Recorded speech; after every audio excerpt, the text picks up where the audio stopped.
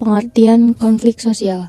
Konflik berasal dari bahasa Latin configere yang artinya saling memukul. Menurut Surjono Sukanto, konflik adalah proses sosial ketika beberapa orang atau sekelompok manusia berusaha memenuhi tujuannya dengan jalan menentang pihak lawan yang disertai ancaman. Jenis-jenis konflik. A. Aspek subjek. Yang pertama, ada konflik personal, yaitu adalah konflik yang terjadi dalam diri seseorang karena harus memilih dari sejumlah alternatif pilihan. Yang kedua, ada konflik interpersonal, yaitu konflik yang terjadi antar personal dalam suatu organisasi atau pihak-pihak dalam organisasi saling bertentangan. Lalu yang ketiga, ada konflik interest, yaitu adalah konflik kepentingan yang berkembang dari konflik interpersonal. Para individu dalam organisasi memiliki ketertarikan yang lebih besar dari ketertarikan organisasi sehingga mempengaruhi aktivitas organisasi. B. Aspek substansi. Yang pertama ada konflik realistis, yaitu konflik di mana isu ketidaksepahaman atau pertentangan didekati dari dialog, persuasif, musyawarah, negosiasi, ataupun voting. Yang kedua ada konflik non-realistis, yaitu adalah konflik yang tidak ada hubungannya dengan substansi atau objek konflik, cenderung hanya mau mencari kesalahan lawan baik dengan cara kekuasaan, kekuatan, agresiasi, atau paksaan. C. Aspek keluaran. Yang pertama ada konflik konstruktif, yaitu konflik dalam rangka mencari dan mendapatkan solusi. Yang kedua ada konflik destruktif, yaitu konflik yang tidak menghasilkan atau tidak berorientasi pada solusi, mengacaukan, menang sendiri, dan hanya saling menyalahkan. D. Aspek bidang kehidupan, yaitu adalah keterbatasan sumber daya alam manusia yang berkembang dan terjadi perebutan sumber ekonomi, penguasaan, sehingga memicu konflik seperti konflik sosial, politik, dan budaya. Kategori konflik menurut Suporo Harjo. Yang pertama adalah pra-konflik, yang disebut juga adalah sebelum konflik, yaitu ada perbedaan, tetapi belum menjadi sumber konflik. Yang kedua ada konflik tertutup atau laten, yaitu konflik tersembunyi atau tidak muncul di permukaan, tetapi terus berlangsung. Yang ketiga ada konflik permukaan atau emerging, yaitu konflik yang tampak atau muncul hanya karena kesalahpahaman atas sasaran yang ingin dicapai. Lalu yang keempat ada konflik terbuka atau manifest, yaitu konflik atau pertentangan yang sangat nyata dan berakar sangat mendalam. Pengertian kekerasan. Kekerasan adalah perbuatan yang menyebabkan cedera atau meninggalnya orang lain ataupun kerusakan fisik. Faktor penyebab kekerasan. Kekerasan lahir karena ada persaingan antara dua pihak atau lebih sehingga melahirkan bentrokan yang berkepanjangan. Faktor yang memengaruhi kekerasan. 1. Ada prasangka buruk terhadap orang lain. 2. Individu tidak dapat mengontrol emosinya. 3. Lahirnya permasalahan yang memancing permusuhan. 4. Kontrol sosial sudah tidak berfungsi lagi. 5. Adanya keinginan manusia untuk mendapatkan prestasi. Perdamaian. Perdamaian adalah suasana di mana tidak ada permasalahan yang dapat meresahkan. Perdamaian secara luas adalah penyesuaian dan pengarahan yang baik dari orang seorang pada satu pihak kepada pihak yang lain. Pemetaan konflik. 1. Sumber konflik. Sumber konflik meliputi pihak yang berkonflik dan aspirasi pihak lain. Sumber konflik bisa muncul dari model hubungan sosial, nilai-nilai seperti identitas dan agama, serta dominasi struktural. 2. Isu. Isu yaitu keterkaitan tujuan-tujuan yang tidak sejalan di antara pihak bertikai dan dikembangkan oleh semua pihak dan pihak lain yang tidak teridentifikasi. 3. Pihak yang berkonflik, yaitu kelompok yang berpartisipasi dalam konflik, baik pihak utama yang langsung berhubungan dengan kepentingan, sekunder yang tidak secara langsung berhubungan, dan tersier yang tidak berhubungan. Pihak tersier sebagai pihak netral. Hal-hal yang dapat diketahui melalui pemetaan konflik adalah: A. Identitas para pihak yang terlibat, baik secara langsung ataupun tidak langsung. B. Jenis relasi para pihak terlibat. C. Berbagai kepentingan yang terlibat. D. Berbagai isu yang terlibat. E. Pihak yang dapat didorong dalam melakukan resolusi konflik. Konflik dalam masyarakat. 1. Konflik pribadi, yaitu Pertentangan yang terjadi antara orang per orang biasanya terjadi jika sejak awal di antara mereka sudah tidak ada rasa simpati dan rasa tidak saling menyukai. Lalu yang kedua ada konflik rasial, yaitu pertentangan kelompok ras yang berbeda karena kepentingan dan kebudayaan yang saling bertabrakan. Terjadi karena salah satu ras merasa sebagai golongan yang paling unggul dan paling sempurna di antara ras lainnya.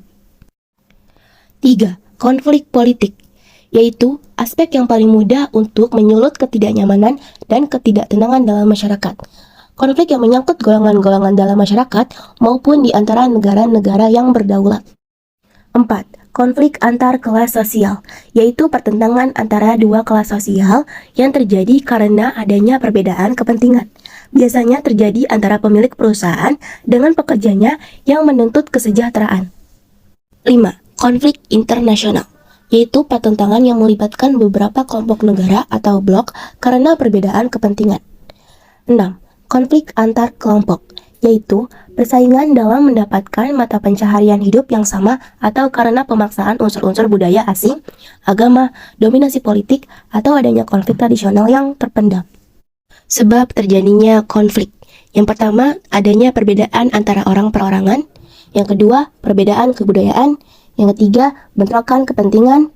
Lalu yang keempat, adanya perubahan sosial yang cepat untuk sementara waktu yang mengubah nilai-nilai dalam masyarakat. Dampak terjadinya konflik. A. Bertambah solidaritas internal dan rasa in-group suatu kelompok. B.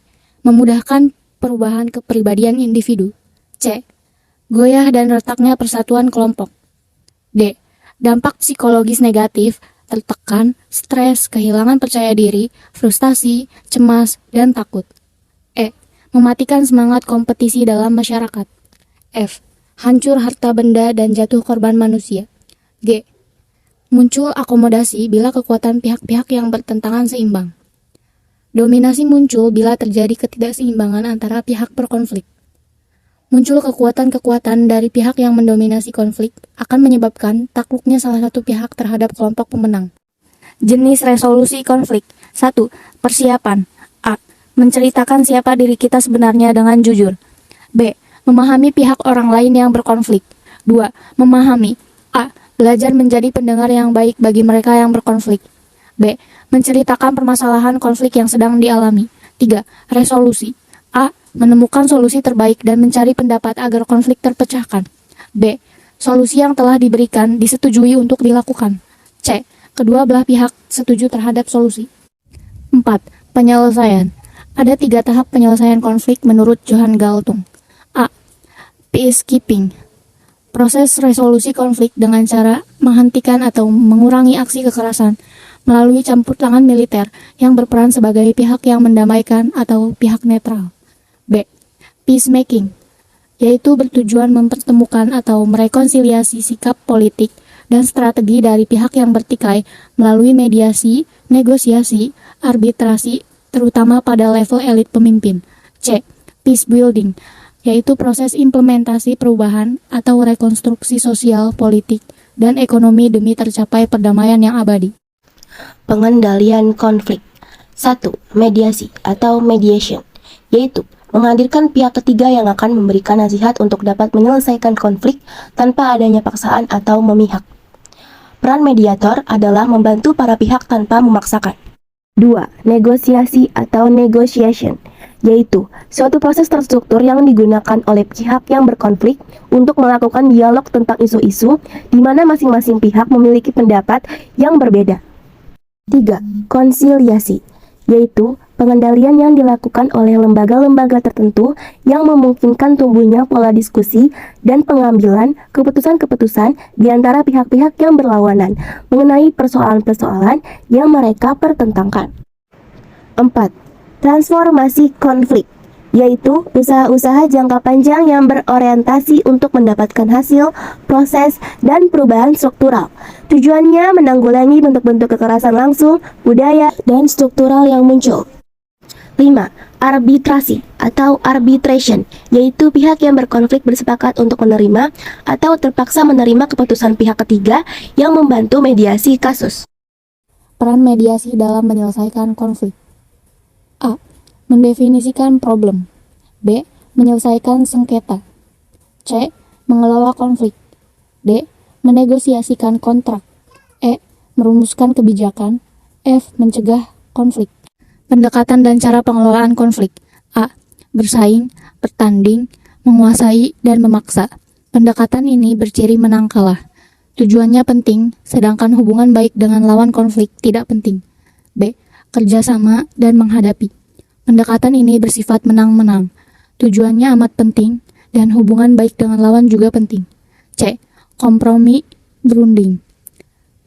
Pihak yang berkonflik tidak ada yang menang dan kalah. Tujuan kepentingannya sedang-sedang, dan hubungan baik dengan lawan konflik juga sedang-sedang saja kepentingannya. D. Menghindari dan menarik diri. Pendekatan ini bersifat kalah-kalah. Tujuannya tidak penting, dan hubungan baik dengan lawan juga tidak penting. E. Menyesuaikan, memperlunak, dan menurut. Pendekatan ini bersifat kalah-menang. Tujuan tidak penting tetapi hubungan baik dengan lawan penting.